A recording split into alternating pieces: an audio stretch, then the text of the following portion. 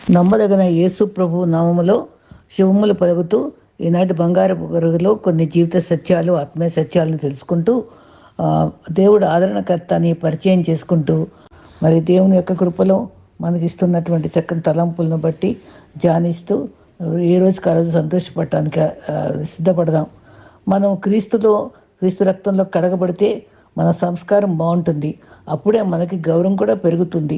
మాట బాగుంటే మర్యాద పెరుగుతుంది. నడవిడ బాగుంటే మంచి సంబంధాలు పెరుగుతాయి. ఇవన్నీ క్రీస్తులో ఉంటేనే సాధ్యం. బాధ్యతలో ఉన్నప్పుడు స్వేచ్ఛగా బ్రతకటం కంటే బాధ్యతలను భరిస్తూ కష్టంగా బ్రతకటమే ఉత్తమ గుణం. క్రీస్తు ఇచ్చిన బాధ్యత సర్వలోకానికి వెళ్ళి అందరికీ సువార్త ప్రకటించే శిష్యులంగా ఉండాలని, మరి భూతిగంతంలో సాక్షిగా ఉండాలని కోరుకున్న బాధ్యతలు స్వీకరించాలి కదా. మరి ఒక మెట్టు ఎక్కగానే మాటల్లో, చూపుల్లో, ప్రవర్తనలో తేడా వచ్చిందంటే ఆ దేవుడు 10 మెట్లు దింపుతాడట. అందుకనే మరి దీనులను ఆయన సింహాసనం ఎక్కిస్తాడు, గర్విష్ఠులను ఆయన కిందకి పడదోస్తాడని చెప్పారు.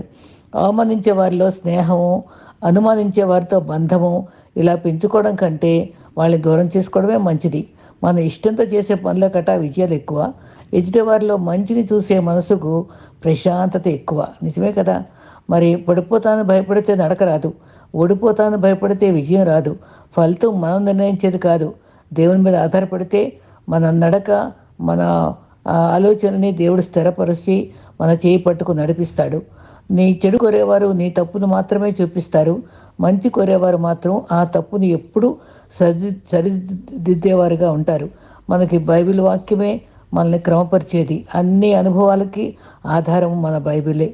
మరి ఒక ఏ జీవితం మనం ఆటబొమ్మగా ఇతరుల మీద ఆధారపడే వాళ్ళగా ఉండకూడదు. మరి డిపెండెంట్గా ఉండటం కన్నా ఇండిపెండెంట్గా బ్రతకటం నేర్చుకోవాలి. ఓటమైనా, గెలిపోయినా, బాధైనా, బరువైనా, కష్టమైనా, ఎంత నష్టమైనా మన జీవితం మన చేతుల్లో ఉంది. దేవుని శక్తితో, ఆయన నడిపింపుతో, ఆయన చిత్తంలో మనం సాగిపోవాలి. మరి ప్రపంచంలో మనిషికి మాత్రమే ఉండే ప్రమాదకరమైన రోగాలు మరి అందరికీ తెలిసినయే. వరవలేనితనం, అసూయ, ఈర్ష్య, ఈగో, ఈ 4 మరి మనసులు దాగుంటాయి, సమయానికి బయటపడతాయి. కాబట్టి మరి ఒకరొకరు సహాయం చేసుకోవడానికి జంతువులు, పక్షులు కూడా మరి ఎంతో అన్యోన్యంగా ఉంటుంది చూస్తాం. మనలో ఎందుకు ఉండదు? మరి మంచి మనుషులమైతే ఈ 4 బలహీనతలు దూరం చేసుకోవాలి. ఆడంబరం కోసం చేసే అప్పు, ఆనందం చేసే తప్పు జీవితానికి పెనుముప్పు. ఆనందం కోసం అప్పు, మరి ఆనందం కాదు ఆడంబరం కోసం అప్పు, ఆనందం కోసం తప్పు, అది జీవితానికి పెనుముప్పు. చాలా మంచి మాట. నీకు ఆనందాన్ని ఇచ్చేది వేరే వాడికి ఇవ్వకపోవచ్చు. అందుకే మనం ఎప్పుడు మన ఇతరులతో పోల్చుకొని బతకద్దు. నీ సంతృప్తి కలిగిన జీవితాలు ఉంచుకోవాలి. అది దైవభక్తికే మూల కారణం. ఎప్పుడూ నీలో ఉండే మంచి చెడు గుణాలు నీవే విశ్లేషించడానికి ప్రయత్నించి ఆ మళ్ళీ బలహీనతలు మనకు అర్థమైపోతాయి. అందుకని 139వ కీర్తనలో search me O Lord and know my heart today, నా హృదయాన్ని పరిశోధించి చూడు, ఆయాస్కరమైన మార్గం నాలో ఉందేమో చూడు ప్రభువా అని దావీదు చక్కటి ప్రార్థన చేశాడు. అయితే ప్రభు మనకు ఆదరించే దేవుడని నేను ఒక చోట దాన్ని గమనించి నేను మీతో పెంచుకోవడానికి ఇష్టపడుతున్నా. యెషయా 66:13లో ఒక తల్లి ఆదరించినట్లుగా ఆదరించే దేవుడు. తల్లి ఆదరణ గొప్పది, తండ్రి ఆదరణ మరి ఎక్కువగా, దేవుని యొక్క ఆదరణ మరి గొప్ప ఆదరణ ఇచ్చేది. హృదయాలు కలర్పనీయద్దని ఎంత చక్కటి అభయం మా వాక్కులు మనం పలుకుతాడు.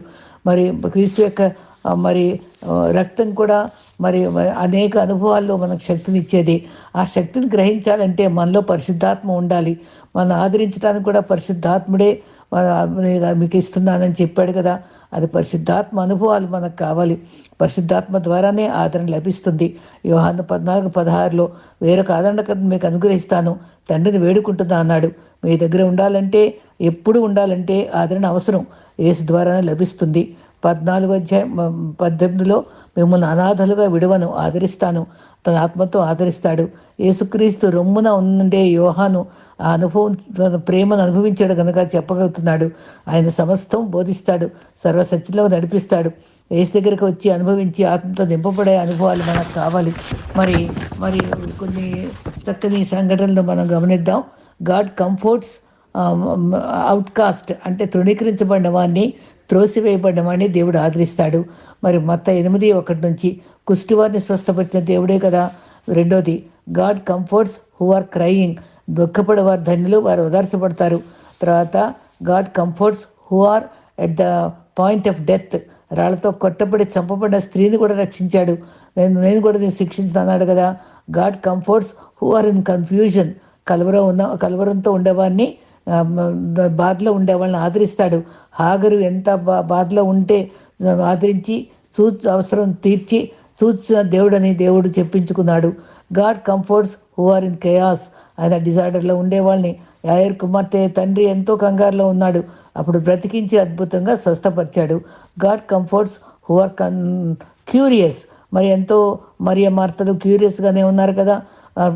ఏంటి ఇంకా రాలేదు, వస్తే బతికేవాడే కదా వేసుంటే అని ఎంతో బాధపడిన ఆ టైంలో ఆయన ఎంతో మంచి ఆదరణ ఇచ్చాడు. అదే రీతిగా కంఫర్ట్స్ హూ ఆర్ మరి క్యాప్టివ్స్, బంధింపబడిన వారిని విడుదల చేస్తారు. జైల్లో ఉండే వాళ్ళని విడిపిస్తాడు, సంఖ్యలు ఉండే వాళ్ళని విడిపిస్తాడు. పౌలు శీలలు విడగొట్టాడు కదా. ఈ రకంగా దేవుడు మనకు ఎన్నో రీతిగా సహాయపడేవారిగా ఉంటాడు.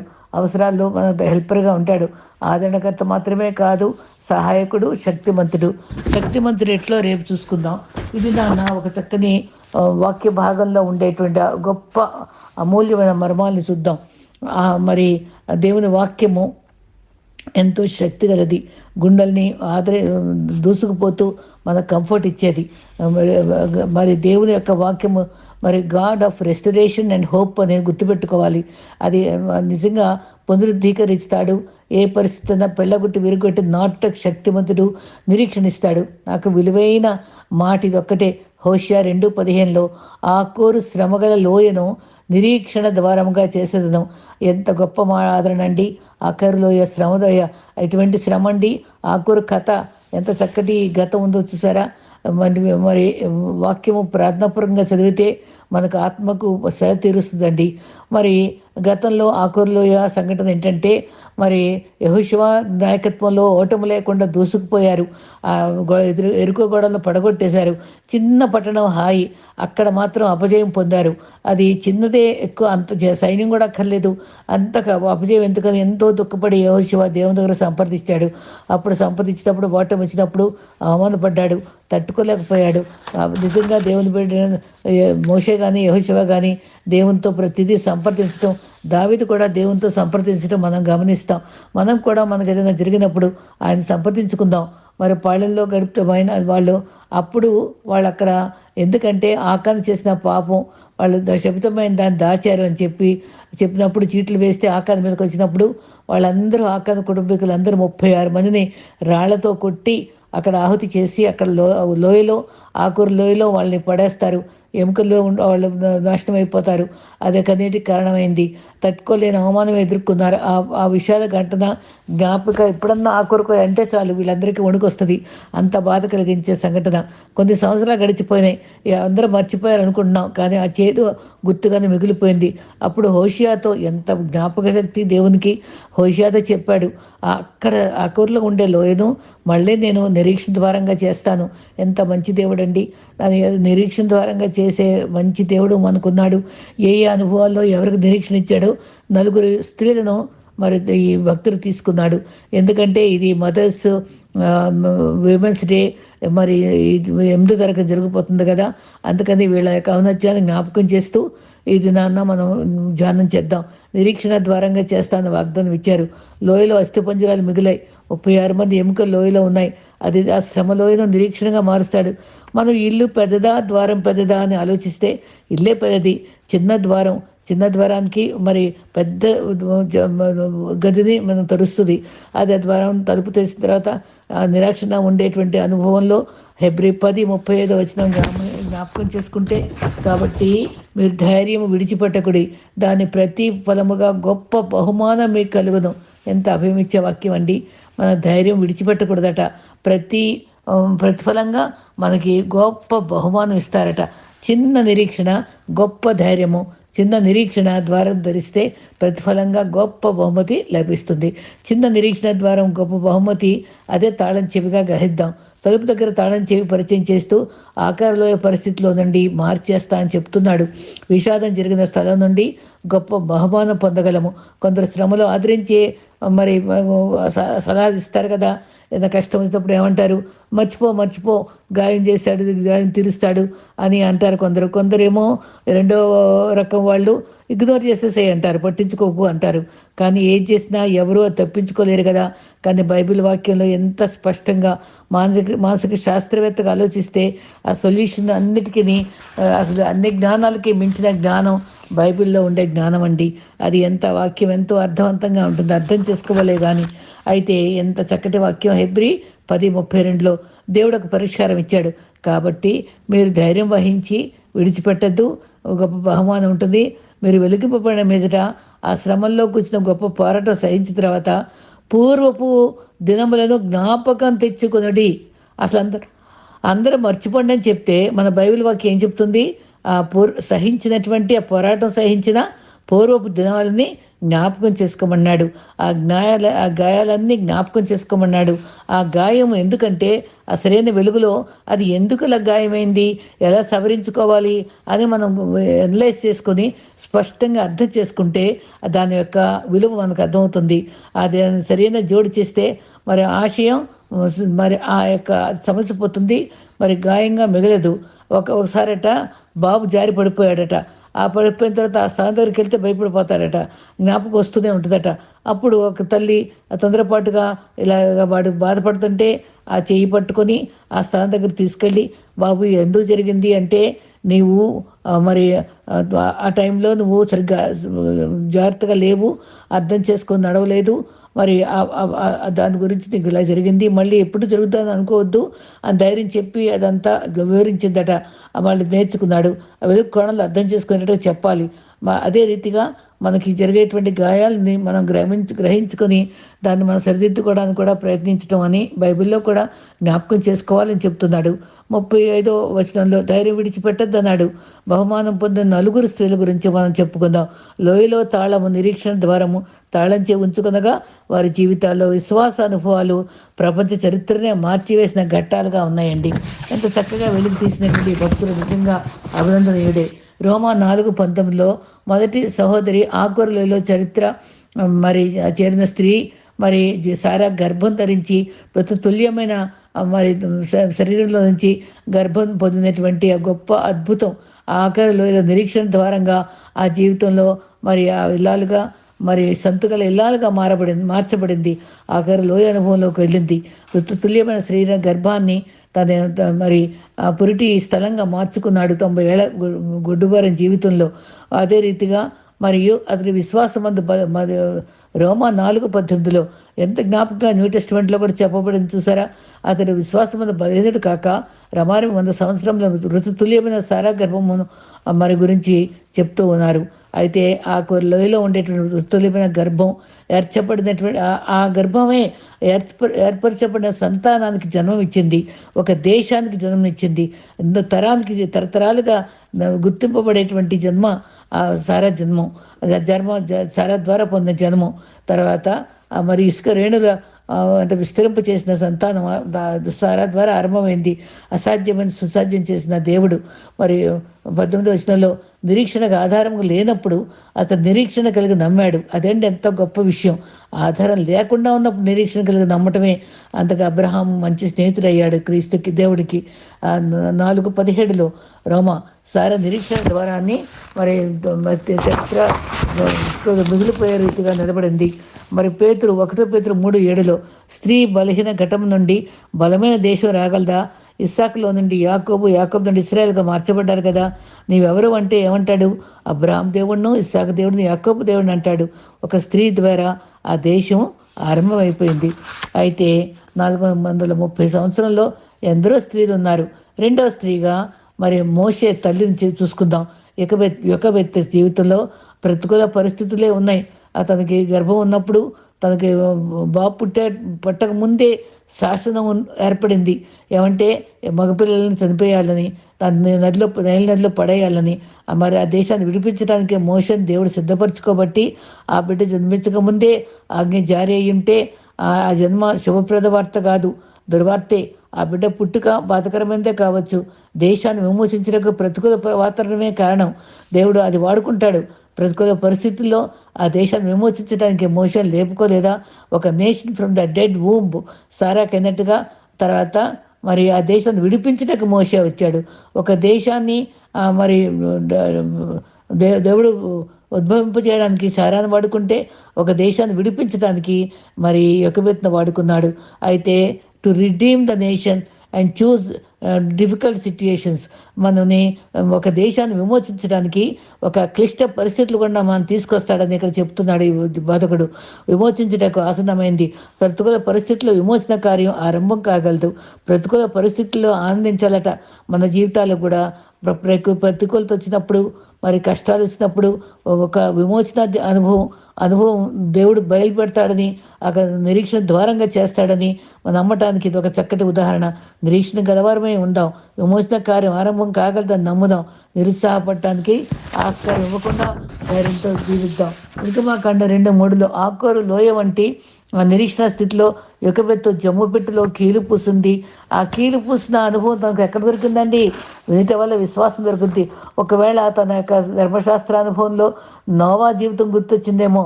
నోవా ఆవగించంత విశ్వాసం ఉంటే, సిద్ధ మనసుతో ఆరంభిస్తే గొప్ప కార్యాలు జరగగలవు కదగా. జలప్రళయం గురించి విన్నది. ఆ సమయంలో ఎంత జాగ్రత్తగా వాక్యం విని ఒక్కొక్క మాటను అర్థం చేసుకోగలిగినటువంటి యొకబెత్తు ధన్యురాలు. ఆ ఓడను ఎలా తయారు చేశారు?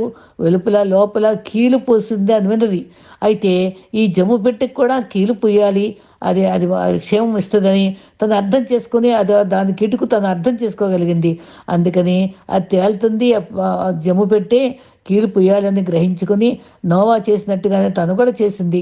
ఆ నమ్మకంతో అప్పుడు బిడ్డను పెట్టి మళ్ళీ దాని కూతురు ద్వారా అది నైల్ నదిలో పెట్టడానికి సిద్ధపడిపోయింది. అప్పుడు మోషే బతికాడు కదా. ఆ వాతావరణంలో నిరీక్షణలో సాహసం చేసింది. Don't lose anchor of your మరి నిరీక్షణ, the hope, anchor of your hope. అది మనం పూర్తిగా అసహాయమై నిరుత్సాహపడిపోకూడదు. నిరీక్షణతో ఉండాలి. మృతతుల్యమైనటువంటి దాంట్లో నేషన్ బర్త్ అయినట్టుగానే విమోచించడానికి, రిడెంప్షన్కి మరి ఈ యొకబెత్తు కూడా ఉపయోగపడింది. మోషే రాగలిగాడు. మూడవదిగా హన్నాకు ఎంతో బలహీనమైన బాధ కలిగించేది తన తోటికోడలు పోయిన యొక్క తన తోటి సవతి యొక్క గాయం చేసే అనుభవం.